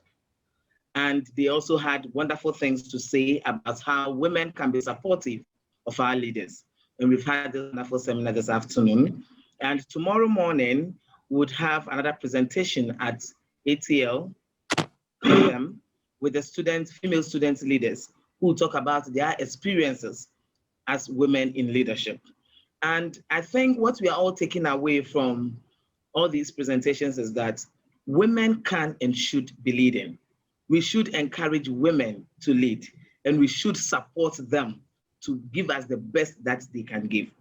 Now for CEGRAD, we've learned a lot, and we thank you for the support you are all giving us. And we promise you that with your support, we're going to do our best. And one thing that we would like to promise all of you is that we're working on a gender policy for the University of Cape Coast. At the moment, UCC, we have a sexual harassment policy, which is due for review this year, which we'll work on.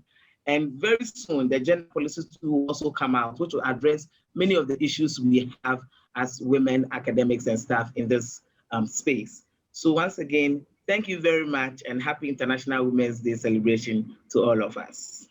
Right, thank you so much. Let me just say hello. I've seen Dr. Kate Skinner, Dr. Dro. I've seen Dr. Kate Skinner there. She's participating. I've also seen Professor Ika Brichum, Professor Genevieve Baduko. They have been pillars when it comes to CEGRAD. They play their part, and they are with us this afternoon. Professor Dro, he's always here with us. Jojo Dro, I mean, he's always here with us. He poses a lot of questions as well.